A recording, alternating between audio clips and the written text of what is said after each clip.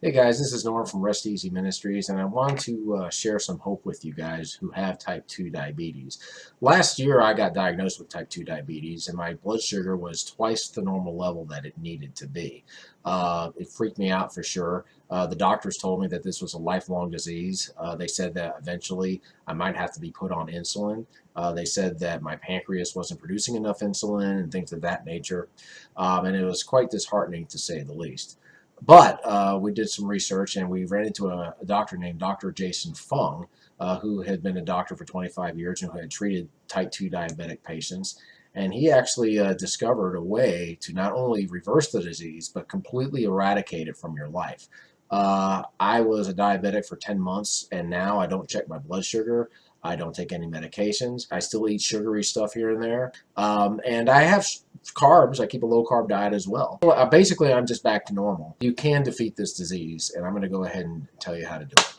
Okay, I'm on this site right over here, and this was written by Dr. Jason Fung, and this talks about how to reverse type 2 diabetes, and this is a quick start guide. Now, Dr. Fung's written a couple of books, one of them being The Diabetic Code, but this is a real great introduction. You don't necessarily even have to have the book. But let's go ahead and just kind of talk about what he talks about over here. One thing you'll note is that he talks about this being a fully reversible disease, and he talks about what most dietitians and doctors will do. And it's just like what they told me. And he says it's a really great big lie. It's almost always reversible. And let me just go down a little bit over here. And one of the biggest things he says here is only diet and lifestyle changes will reverse it, not medications. The most important thing is to lose weight, and this plan is going to help you do that. But a lot of people will just simply depend on the medications to help control the disease. But the diet medications don't fix the disease because it's a dietary issue. And it's the same with insulin. It just basically helps keep your blood sugar in check. But one of the things is that the medicines will cause weight gain. Now, I actually had gained 10 pounds on this medication that I was on. And if you're supposed to lose weight to help beat the diabetes, how are you going to beat it if you're having to take medicine that causes weight gain, right? Now there is one called metformin, and that's a weight neutral one. But what a lot of these things do is they end up ramming the sugar into different parts of the body. It has to go somewhere, right? And so it ends up putting it in your different parts of the organs. And ultimately, what the problem is that there is just too much sugar in your body. It's completely filled with sugar. And a good way to think about it is if you ended up having a suitcase, and let me just go down here. Where's that suitcase? Let's just simply say that you were trying to pack in a suitcase, and it was something like this. You know how you are always trying to put more stuff in the suitcase and then you're struggling to shut the lid? Well, this is similar to what is called insulin resistance.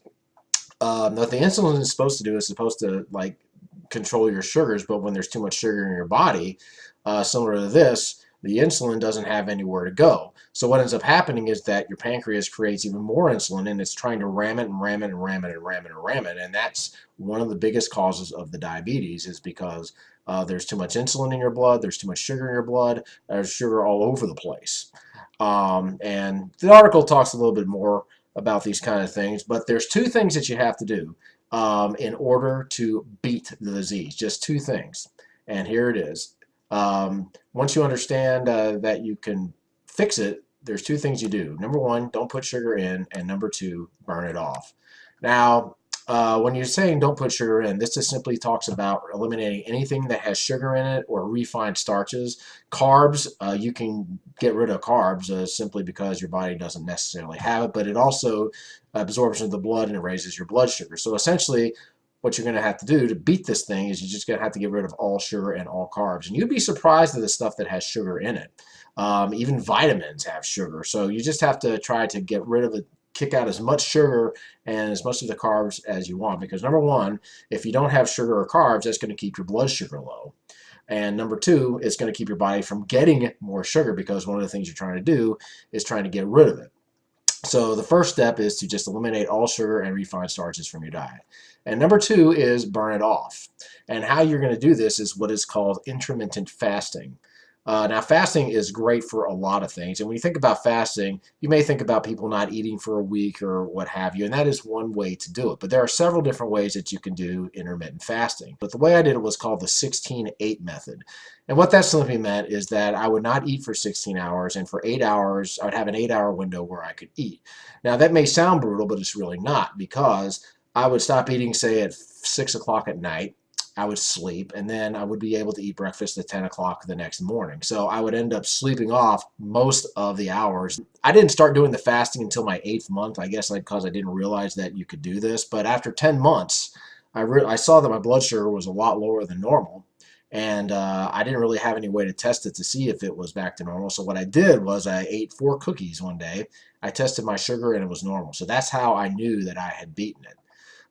So those are really the only two things that you have to do. You just simply have to cut out the sugar and cut out the carbs and then burn it off with intermittent fasting. Now, there's a lot of different ways you can do intermittent fasting. There's the 5-2 diet, which means you eat normal 5 days out of the week, and then 2 days out of the week you restrict your calories to 500 to 600 calories a day. There's alternate day fasting where you eat and then you won't eat. And the one I did again was the 16-8 one, which is in this one right here. With the window. That was the easiest one for me to do. Now, the longer you've had diabetes, the longer it's going to take to beat it, but you can beat it. And I know a lot of people are a little resistant because they don't want to give up their carbs, they don't want to give up their sugar. But here's what's going to happen. Once you start taking sugar out of your diet, you're going to start craving good things. Of course, you're going to drink water and you're going to avoid processed foods. You're just simply going to eat whole foods like fruits, vegetables, turkey meat, things like that. Just anything that is not in a package or a bag, typically. So guys, there you go. Please feel free to check out the links from Jason Fung and anything that talks about intermittent fasting to see which works best for you. I know this may seem a little bit extreme, but it does work, and I can tell you that it is one of the best gifts that I've ever received, is healing from type 2 diabetes. So guys, that's it. Just keep in touch with your doctor, of course, and if he gives you any medicines, just continue to take them, I would say. And good luck. We'll talk to you soon.